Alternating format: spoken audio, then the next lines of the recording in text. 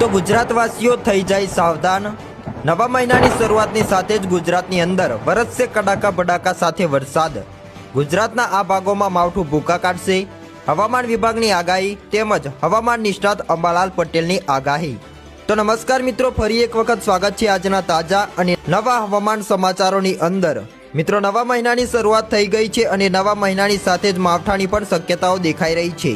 ઘણા ભાગોની અંદર માવઠું વરસે તેવા સંકેતો મળી રહ્યા છે। તો હવામાન વિભાગે પણ માવઠાને લઈને આગાહી કરી છે। સાથે સાથે હવામાન નિષ્ણાત અંબાલાલ પટેલે ગુજરાતના હવામાન અંગે શું આગાહી કરી છે તેના વિશે આજના વિડીયોની અંદર આપણે વાત કરવાના છે। તો વિડીયોને અંત સુધી જોતા રહેજો અને આવા જ હવામાન સમાચાર મેળવવા માટે આપણી યુટ્યુબ ચેનલને પણ સબસ્ક્રાઇબ કરી દેજો।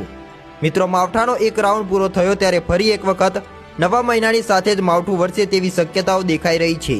ગુજરાતની અંદર નવા મહિનાની અંદર વાદળો આફત બનીને આવે તેવી શક્યતાઓ દેખાઈ રહી છે। ગુજરાતના ઘણા ભાગોની અંદર ગાજવીજ સાથે કમોસમી વરસાદ વરસે તેવી શક્યતાઓ છે, જેના કારણે ખેડૂતો પણ ચિંતામાં મુકાયા છે। જેમાં મિત્રો વાત કરીએ તો ઉત્તર પાકિસ્તાન અને જમ્મુ ડિવિઝન પર સક્રિય થયેલા વેસ્ટર્ન ડિસ્ટર્બન્સ અને રાજસ્થાન પર સર્જાયેલા સાયક્લોનિક સર્ક્યુલેશનના કારણે રાજ્યના હવામાનમાં મોટો ફેરફાર જોવા મળી રહ્યો છે। ગુજરાતમાં પર ભર ઉનાળે કુદરતનો મિજાજ બદલાયેલો જોવા મળી રહ્યો છે।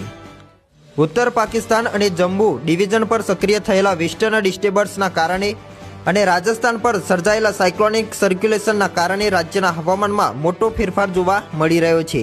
હવામાન વિભાગ એટલે કે IMDએ પણ આગામી દિવસોની અંદર માવઠું વરસે તેવી શક્યતાઓ છે। આગામી 5 એપ્રિલ સુધી રાજ્યના અનેક જિલ્લાઓની અંદર હળવાથી મધ્યમ વરસાદની આગાહીઓ વ્યક્ત કરવામાં આવી રહી છે।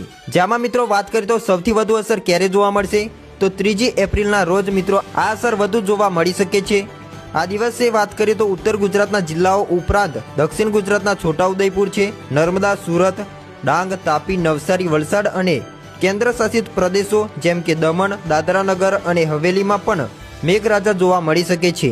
4 અને 5 એપ્રિલ દરમિયાન પણ બનાસકાંઠા, અરવલ્લી, મહીસાગર અને અમરેલી, ભાવનગર જેવા વિસ્તારો છે તેમાં હળવાથી મધ્યમ વરસાદની આગાહીઓ વ્યક્ત કરી છે।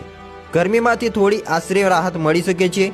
લઘુત્તમ તાપમાનની વાત કરીએ તો આગામી 7 દિવસ સુધી કોઈ પણ મોટો ફેરફાર એટલે કે બદલાવ જોવા મળવાનો નથી। 2 એપ્રિલના રોજ એક નવું અને તાજું વેસ્ટર્ન ડિસ્ટર્બન્સ ઉત્તર પશ્ચિમ ભારતને અસર કરે તેવી શક્યતાઓ છે।